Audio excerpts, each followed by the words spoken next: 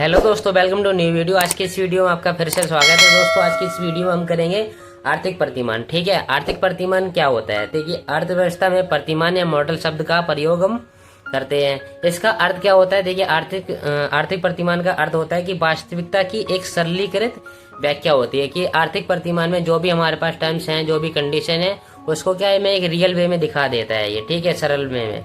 ठीक है, आर्थिक व्यवहार को समझने में, विश्लेषण करने में, पूर्वानुमान करने में और ये क्या करता है, जो आर्थिक प्रतिमान है, कि हमें क्या आर्थिक व्यवहार को समझने में, जो भी इकोनॉमिकल बिहेवियर है उसको समझने में हमें मदद करता है। विश्लेषण करता है कि आर्थिक जो भी इकोनॉमी है उसमें एनालाइज करता है, उसका पूर्वानुमान यानी पहले से ही चीजों को भांप लेता है कि इन फ्यूचर क्या होगा। ठीक है, उन सब में क्या ये सहायक होता है।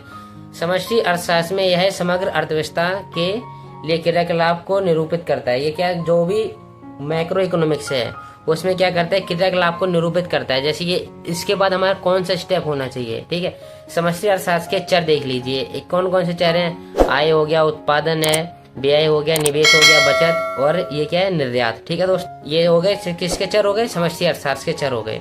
उत्पादन के कारक, अभी ये वाले जो चर हैं वो आगे वाली वीडियो में काम आएंगे, अभी उनको मैं समझाऊंगा। ठीक है, उत्पादन के कारक, उत्पादन के कितने कारक होते हैं? 2 कारक होते हैं, एक तो पूंजी और दूसरा हो गया श्रम।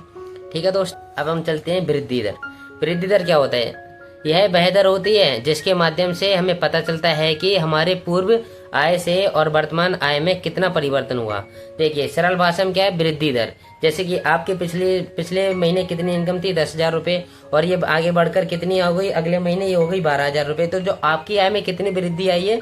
2,000 रुपये की वृद्धि आई है। जो ये वृद्धि है ना, जो वृद्धि हुई है आपकी आय में, इसी को हम क्या कहते हैं? वृद्धि। ठीक है, अब ये दर मतलब होता है कि एक निश्चित टाइम से बढ़ना। जैसे कि अभी आपकी आय कितनी हो गई? 1 महीने में बढ़कर 2,000 रुपये एक्स्ट्रा हो गई, अब 6 महीने बाद कितनी हो जाएगी? उसी को हम क्या कहेंगे? वृद्धि दर। ठीक है, वृद्धि दर का आकलन सभी मामलों में एक सा ही होता है। क्योंकि क्या एक सा ही होगा? क्योंकि वृद्धि क्या भाई सबके लिए बराबर तो नहीं होती, क्योंकि किसी का ज्यादा वृद्धि हो जाता है, किसी का कम होता है। लेकिन फिर भी क्या, वृद्धि तो सबके लिए वृद्धि है, चाहे किसी के लिए 5 रुपए हो या किसी के लिए 20 रुपए हो, लेकिन वृद्धि होती है। ठीक है, किसी चर की वार्षिक वृद्धि दर निम्नवत आकलित की जाती है। अब देखिए, वार्षिक वृद्धि दर का एक फॉर्मूला क्या है कि वर्तमान वर्ष में मान माइनस पिछले वर्ष में मान बटे में पिछले वर्ष में मान इंटू में 100। ये क्या है, वृद्धि दर को निकालने का एक फॉर्मूला है।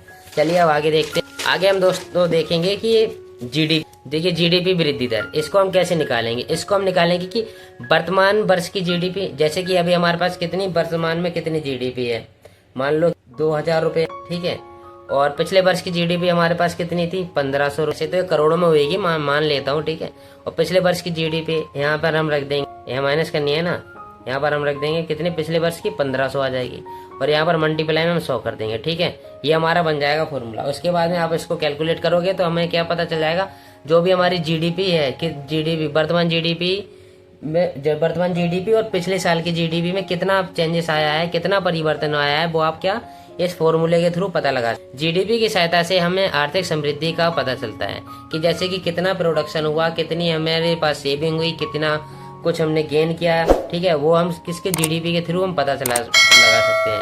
अभी देखिए, उत्पादन संभाव्यता वक्र यानी पीपीसी वक्र। ठीक है, प्रोडक्शन पॉसिबिलिटी कर्व, ये क्या होता है? समष्टि अर्थशास्त्र में एक उत्पादन संभाव्यता एक वक्र यानी प्रोडक्शन पॉसिबिलिटी कर्व के माध्यम से किसी देश के समक्ष सर्वोदय का प्रस्तुत करते हैं। ठीक, ये तो हो गया। पीपीसी की सीमा जीडीपी का संभावित स्तर दर्शाती है। जो पीपीसी वक्र होता है वो क्या करता है? जीडीपी की संभावित स्तर, जैसे कि कितनी चीजें प्रोडक्शन हो चुकी हैं, ये उसको क्या दर्शाता है। ठीक है, जब किसी देश का यह वक्र यानी पीपीसी वक्र जो है, जब ये बाहर की ओर खिसक जाता है, ठीक है, तो क्या हमें देश में आर्थिक समृद्धि दिखाई पड़ती है। ठीक है, जैसे कि ये वक्र है, ये पीपीसी वक्र है, कुछ इस तरह का होता है। ठीक है, अगर ये बाहर की ओर खिसकता है तो क्या होता है कि प्रोडक्शन ज्यादा मात्रा में हुआ तो आर्थिक समृद्धि ज्यादा हुई, क्योंकि सेविंग भी ज्यादा हुई है, प्रॉफिट भी ज्यादा हुआ है। ठीक है, प्रोडक्शन भी ज्यादा हुआ है। ठीक है, उसी तरह से ये जितना बाहर खिसकेगा उतनी आर्थिक समृद्धि होगी, उतना ही आर्थिक विकास होगा। ठीक है, उतनी ही देश की जीडीपी अच्छी होगी। ठीक है, अब देख लेते हैं आर्थिक समृद्धि का महत्व क्या होता है।